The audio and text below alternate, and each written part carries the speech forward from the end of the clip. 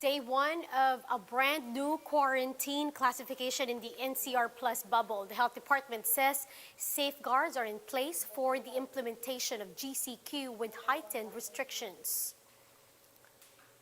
Some LGUs are still seeking clarity as to what this new quarantine classification entails. They say it's hard to implement something they don't fully understand. The Philippines extends its travel ban on certain countries until the end of the month. 2 new countries were also added to our travel ban list. The government is gearing up to extract hundreds of OFWs in Israel as tensions enter its 5th day with no end in sight. And ahead of today's Miss U preliminaries, other Filipino beauty queens rush to defend Miss Universe Philippines Rabiya Mateo. This after harsh criticism of her performance at the national costume competition drove her to tears.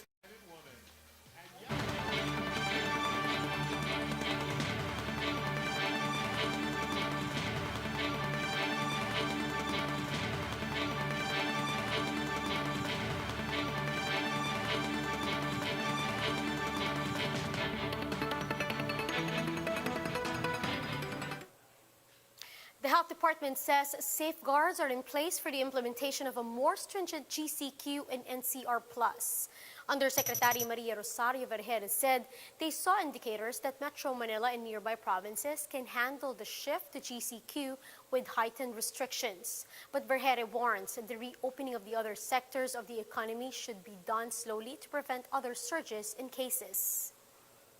Kaya po natin nilagyan ng heightened restrictions kasi ang pinapayagan pa lang natin unti-unti or calibrated, no? Unti-unti nating bubuksan ng iba't ibang industriya para po magkaroon uli ng trabaho ang ating mga kababayan. Pero dito sa may heightened restrictions, restricted pa rin po ang non-essential activities. So makikita ho natin sa listahan dyan, yun pong non-essential ay talagang kinakalibrate po natin na buksan. Hindi natin binubuksan na agad-agad. But even LGUs are having difficulties differentiating MECQ and GCQ with heightened restrictions. Speaking to 1PH, Navotas Mayor Toby Tiangco says he is still waiting for a briefing on the new IATF resolution to gain clarity about this new GCQ with heightened restrictions. He added that there must be clearer guidelines on all restrictions that will be implemented for the sake of uniformity. Pareho po tayong nag-iintay ng press briefing para maintindihan talaga kung ano ibig sabihin nun. No? Because I was reading the IATF resolution,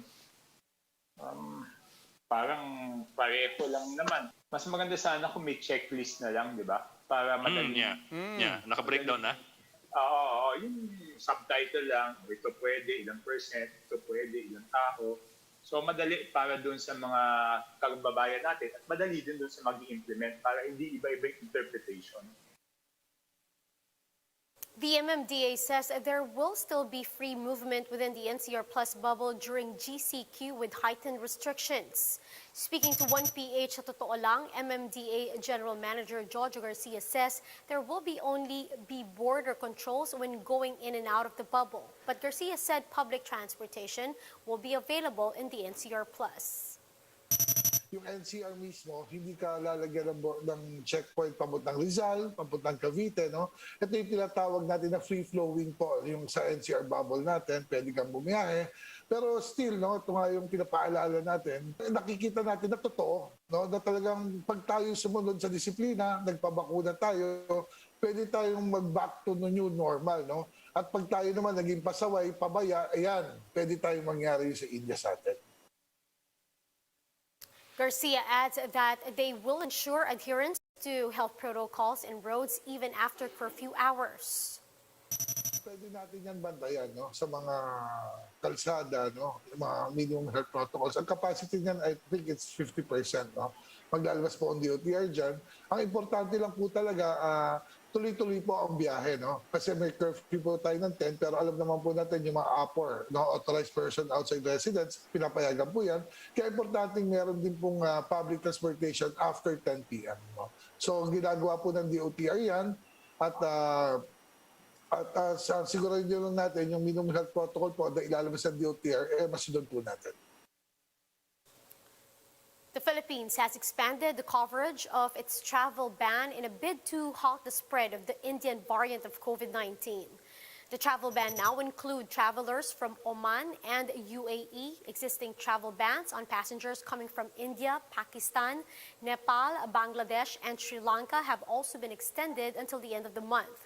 According to Palace spokesperson Harry Roque, those with travel history to Oman and the UAE in the last 14 days shall be prohibited from entering the country. But travelers already in transit from these two countries and those who arrived before 12:01 a.m. of May 15 were allowed to enter the country and are now under stricter testing and quarantine protocols.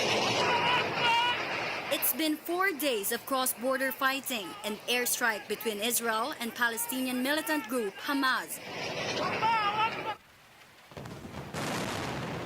And Israel intensifies its airstrike. Hamas relentlessly fires rockets, affecting the towns of Ashkelon and Ashdod in southern Israel.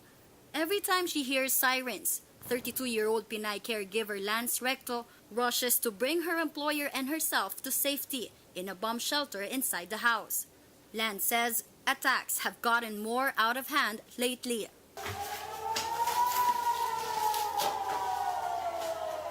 Why? Why?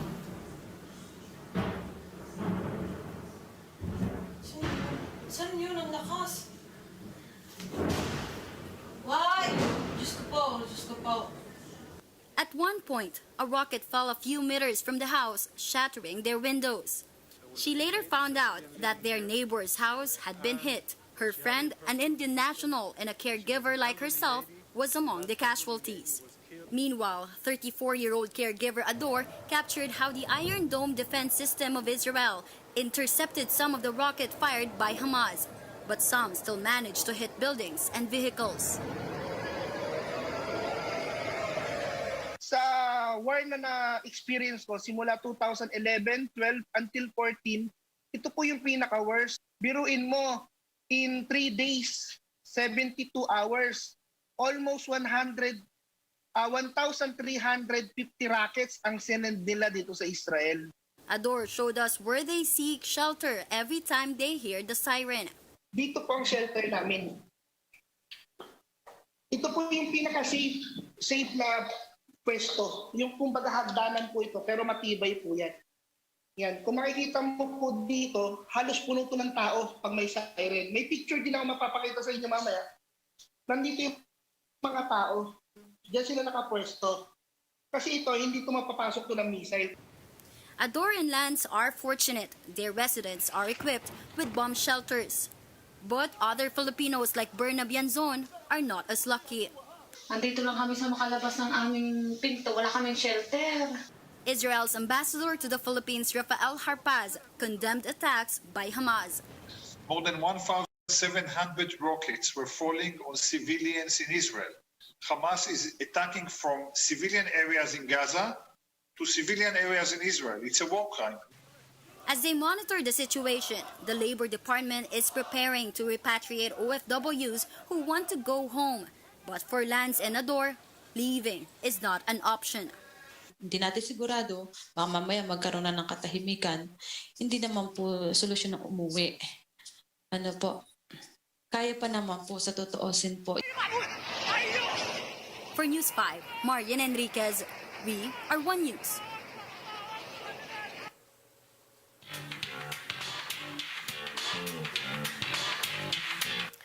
Beauty queens came to the defense of Miss Universe Philippines Rabiya Mateo after some Filipinos slammed her national costume performance. Rabiya posted a live video crying and apologizing after reading hateful comments on her performance.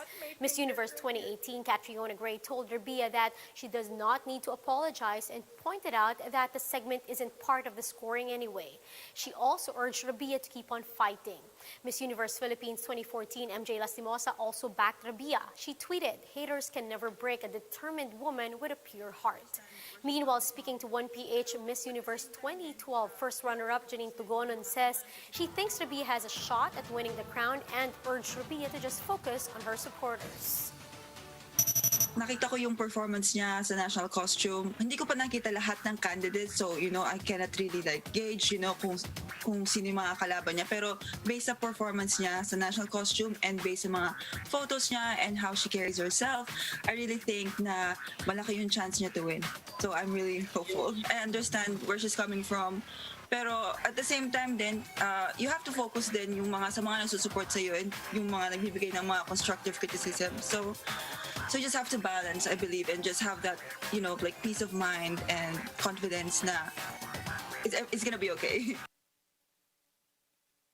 The preliminary competition for the Miss Universe 2020 has begun. Candidates will showcase their curves during the swimsuit competition, as well as their grace and glamour during the long gown competition. For now, let's take a look back at the Philippines' best Rabiya Mateo's national costume in this report by MJ Marfori. I'm so sorry kung na-disappointment kayo sa akin, but I know na I did my best. Miss Universe Philippines Rabiya Mateo just broke down in tears after the national costume competition. She was criticized for failing to wear the sun headdress designed by Rocky Gathercole and Manny Alasan. It was meant to complement her Philippine flag costume. Rabia's mentor Jonas Gafford explained her wings alone weighed 21 kilos. Rabiya said she even sustained injuries backstage but still had to carry on. Even cut my finger earlier, and yung stockings ko puno na din siya ng dugo. But I kept fighting. Kahit wala nang oras, I didn't have time to retouch my hair, to retouch my makeup. Like, I was there. I was running for pins. I was running for scissors, for everything, just to be able to execute, the costume really well. For MUP National Director Shamsi Subsup, comfort was their priority. Sure, alam niyo naman that I brought the headdress, the headpiece for Rabiya, but unfortunately, it was, she couldn't nahuhulog. Despite not including Rabiya in her top 6 for national costume, Miss Universe 2018 Catriona Gray gave Rabiya words of comfort. But another Filipino just made waves in the pageant, the maker of Miss Singapore's trending national costume. In just 2 days, fashion student Arwin Meriales made Bernadette Belong's costume with the help of his friend Paulo Espinosa. Nag-ask po ako sa kanya kung pwede akong maglagay ng statement at the back kasi nakita ko po yung advocacy ni Bernadette sa mga post po niya na yun nga po, Stop Asian Hate, something like that, and then ayun, and then she said, okay. The Miss Universe proper will be on Monday, 8 a.m. Philippine time. For News 5, MJ Marfori, we are One News. And that's how the day is shaping up to be. Join us later again at 10 in the morning as we monitor the day's biggest stories from sunrise to sundown. You can also catch One News on Signal Play. Register for a free account now at www.signalplay.com and stream One News live anytime, anywhere. I'm Riza Diaz. Mask on, wash hands, and stay safe, Philippines. We are One News.